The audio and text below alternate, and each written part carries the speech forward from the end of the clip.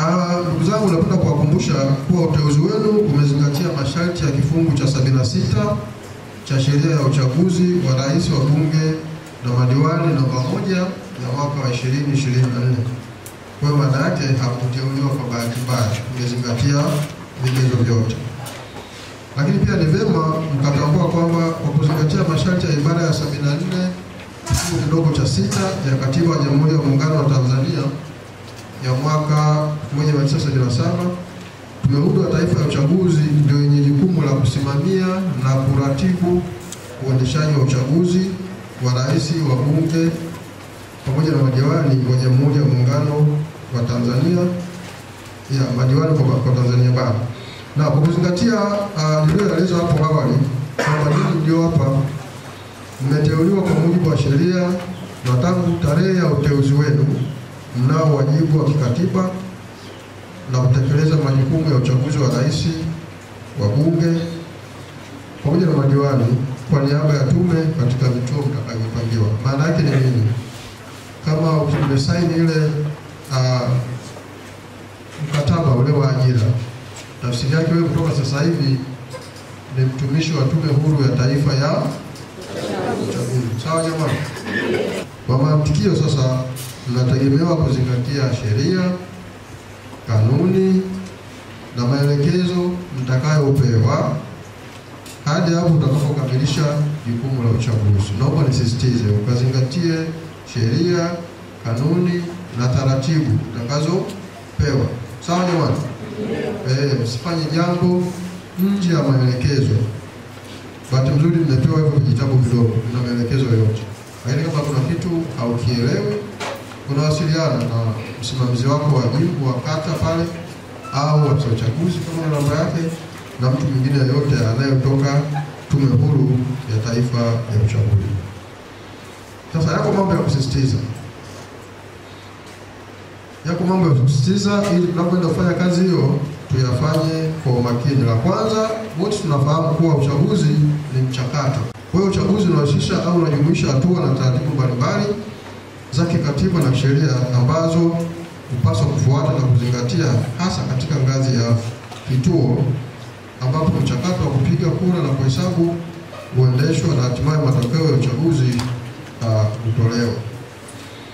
Sasa taratibu hizo au hatua hizo ndio za msingi kwa ajili ya uchaguzi huru na wa haki, na hatimaye kupunguza au kuondoa malalamiko kwa namna yoyote au vurugu.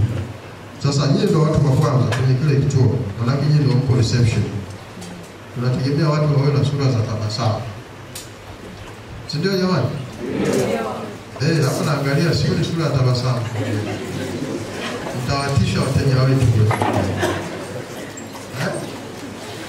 Nyinyi ndio kwenye reception. Tunategemea mtakuwa na sura za tabasamu ili mpiga kura apate maelekezo yanayotakiwa.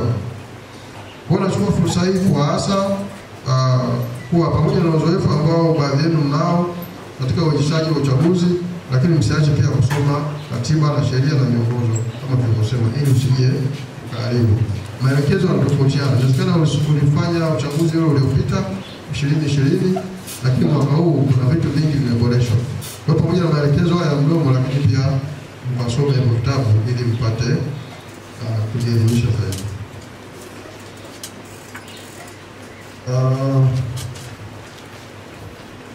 Ingine jiepushe kuwa vyanzo vya malalamiko kutoka kwa vyama vya siasa.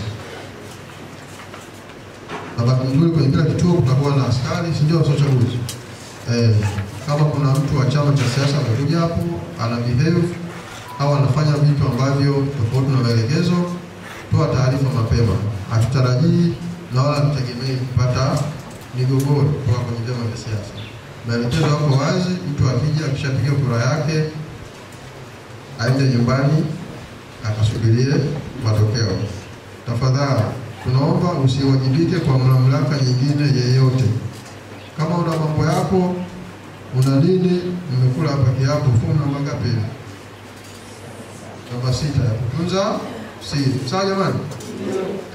Ile ndio ushahidi wetu. Kama mtu ametoa siri lakini alikula kiapo, kwa tukienda mahakamani wewe unakuwa ni mtuhumiwa wetu halali. Tumetoa siri wakati umekula kiapo. Na baada zaidi kama kawaida umekula kiapo mbele ya Mheshimiwa Rais. Kwa hiyo una cha kujitetea. Kwa mantikio pia, jambo la tatu, taarifa zozote za uchaguzi zinapaswa kutolewa kwa tume kupitia kwa msimamizi wa uchaguzi na sio vinginevyo.